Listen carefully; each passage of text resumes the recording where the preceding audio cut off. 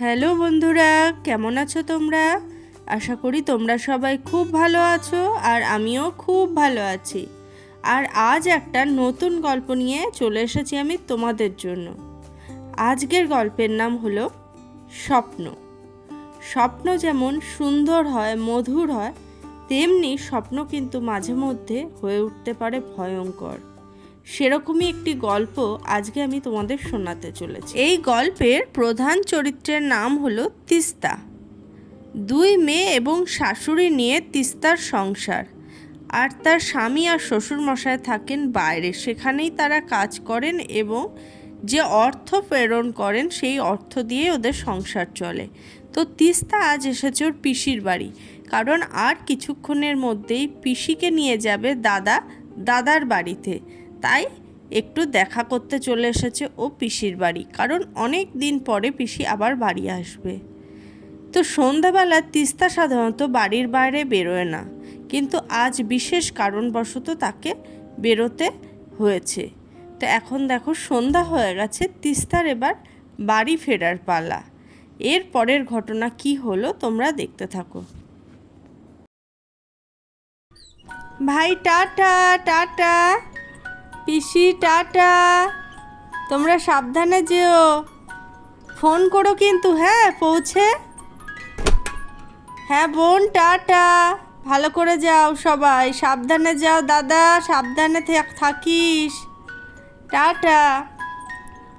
হ্যাঁ চিন্তা করিস না, আমি সাবধানেই চলে যাবো বাড়ি, তোরা সাবধানে যা।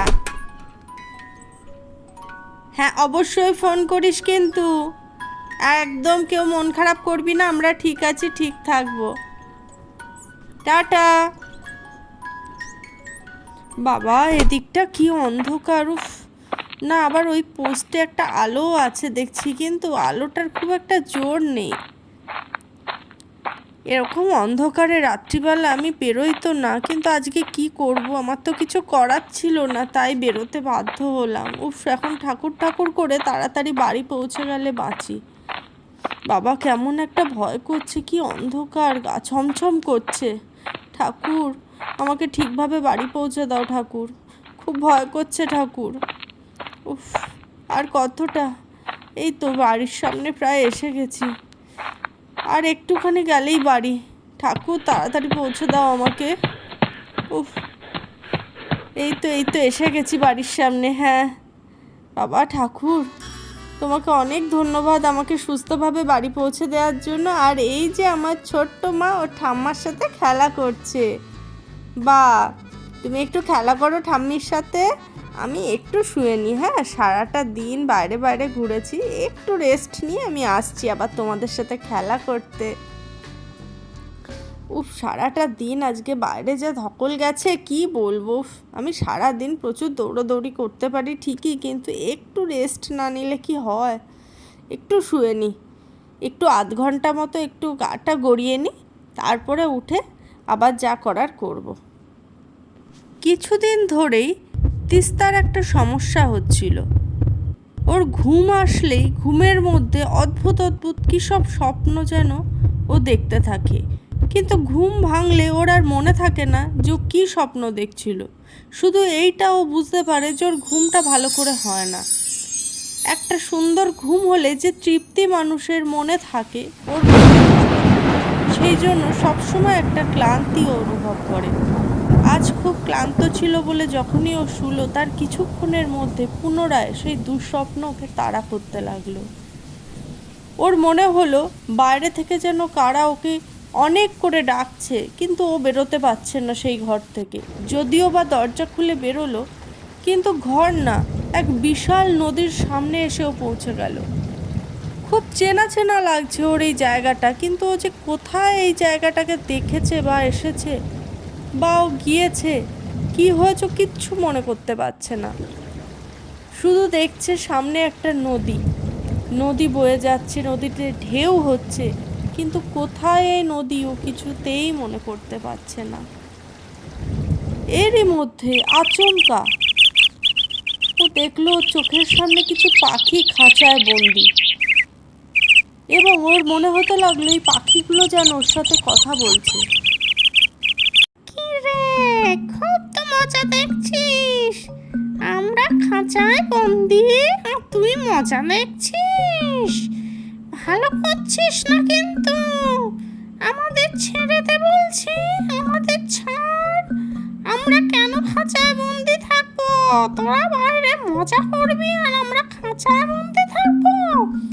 দেখ, তোরা কিন্তু এইরকম ভয়ঙ্কর পরিণতি হবে বলছি। আমাদের খাঁচার থেকে বের কর আগে। আরে তোমরা আমাকে কেন বলছো? আমি কি তোমাদের এই খাঁচায় ঢুকিয়েছি? আমি কি করব? আমি কি করে তোমাদের এখান থেকে বের করব? যে তোমাদের খাঁচায় ঢুকিয়েছে তোমরা তাকে বলো। এই শয়তান মেয়ে, তুই খাঁচায় ঢোকাসনি বলে কি তুই আমাদের বের করতে পারিস না? তোর কাছে কি সেই ক্ষমতা নেই? তুই এত বড় শয়তান কেন? আজকে যদি আমাদের জায়গায় তুই এইভাবে খাঁচায় বন্দি থাকতিস তাহলে কি হতো ভাবতো? হ্যাঁ, তুই আগে আমাদের এখান থেকে বের কর, না হলে বলে দিচ্ছি তোরও কিন্তু এই পরিণতি হবে। তুই এরকম খাঁচায় বন্দি হবি আর কোনোদিন সেখান থেকে বেরোতে পারবি না। তখন দেখবি কত কষ্ট আমাদের। তোকে ভালো কথা বলছি, আমাদের বের কর এখান থেকে। উফ, সে তো মহা মুশকিলে পড়লাম আমি কি করে তোমাদের বের করব? তোমাদের যে ধরেছে তাকেই তোমরা বলো। আমি কি পারি তোমাদের এখান থেকে বের করতে? তোমরা আমার ওপর মিছিমিছি রাগ করছো।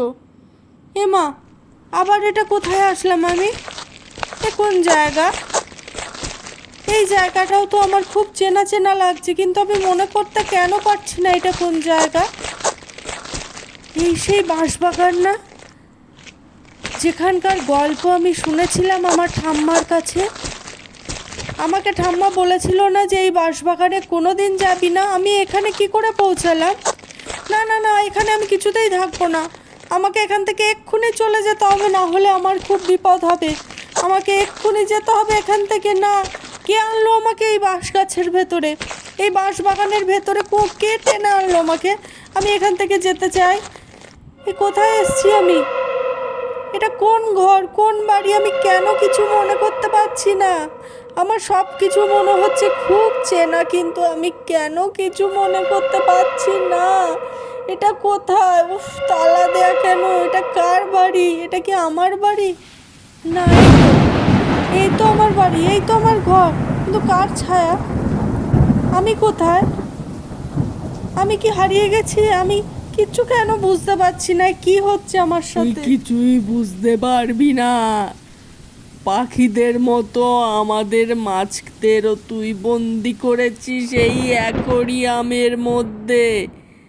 এত তোদের মজা নেওয়ার শখ বল? আমাদের বন্দি দেখলে মজা পাস বল? কেন রে, নদী সমুদ্রে আমাদের থাকতে ইচ্ছা করে না? আমাদের বন্দি করেছিস। দেখ, তোরও কি শাস্তি হয়? তোর মেয়েদের কাছেও তুই আর যেতে পারবি না, তুইও বন্দি হবি আমাদের মতো। দেখ, তোর মেয়েরা তোকে দেখতে পাবে, তুইও পাবি, কিন্তু কেউ কারোর কাছে যেতে পারবি না। এবার সত্যি তো আমি কোথায় আটকে পড়েছি? কেন আমি এখান থেকে বেরোতে পারছি না? প্লিজ আমাকে কেউ বের করো এখান থেকে।